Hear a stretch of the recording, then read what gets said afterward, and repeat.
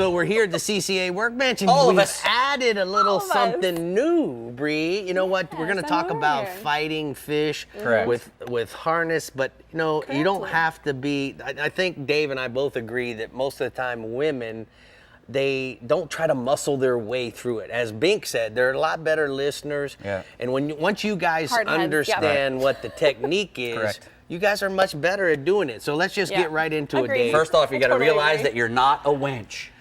Well, right? Maybe. Wow. Maybe a little bit of a winch, but you know what I mean. You're not a winch. You're not gonna wind the fish to you. You're gonna have to bring him to you. This is a 20-pound spinning rod, heavy action Akuma, and we got it loaded up with 40-pound braid. Right. And so, Bree, most of the time, the mistakes that women make is they go underneath the armpit, they go underneath the other thing. Ear, and it gets everywhere. You get bruised everywhere, and a lot of the rods have a funny gimbal. They do. And they hurt you. So they hurt, they leave bruises. It's not a good thing. So then we have cushiots, which are great, that go on the end here. And if you don't have a cushiot, you can always use a koozie, which I've used many times. And you can do that, and it really takes all the pressure off. So what is the key, Bree, to really being able to maximize your effort and not necessarily hurt yourself, but wear the fish down? So when you first start fighting a fish, a lot of people, you know, they do this with their bicep to pull up. That works for a few minutes and, you know, for smaller fish, but once you start getting into bigger fish, you know, you're gonna wanna bend your knees and use your body and keep this triangle here to fight the fish. So you're using your body weight instead of your bicep, which can get again, really and you're not a winch either. Right, so, you're not a winch. And when you pull back like that and you see the line coming off, the spool's turning, that means that you're not pulling on the fish, you're just pulling the drag, and you're just working your back for no reason at all. If the line is going out, you don't wind, and if you're pulling back and the line starts to go out, stop pulling back, because you're just doing the work. We want the fish to pull the drag, not you. Wind the slack there, Bree. Now the technique, whether it's conventional or spinning, is what, Dave? Pump up? Pull it back. Pump the rod up? You don't want to get too high, because I'll be honest with you, your rod does most of its work right above your eyebrows. Once you get above your eyebrows, all you're doing, you're using your back, and the rod stops working. So I always work from about a foot off the water up to about eye level. Foot off the water, eye level. And you start to reel before you start to go down. That way you're not stuck on that drag. If you're up here and you're waiting, you reel and then go down, and you'll keep a good bend in the rod. Exactly.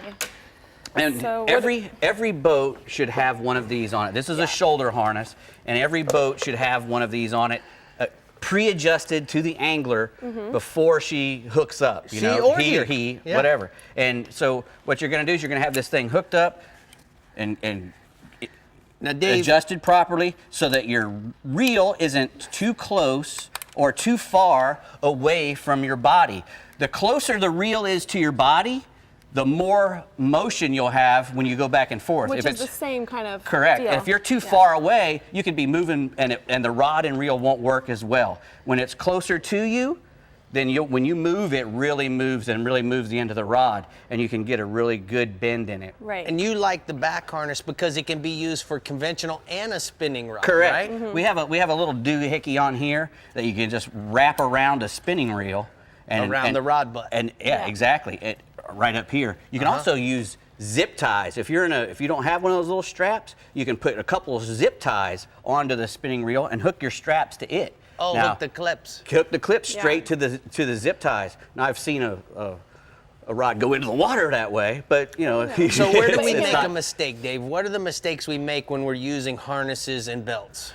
Mostly, again, is not looking at the spool when you're working the fish. Again, you're not a winch. You can't just wind the fish to you. You're going to have to move it. And what that entails is leaning back, trying to get as much lift as you can, and then starting to wind. And starting to wind before and getting that crank. Back. Now, especially important when you're using a reel like this 2-speed reel, when you get to a point where you can't wind, you put it in second gear. And now you can crank like crazy. You know, you put it in low gear, and you can get cranks on it when you can't crank when you're in high gear. Well, and that's a good thing about you know, if you're using 30-pound test tackle or higher, get a 2-speed reel.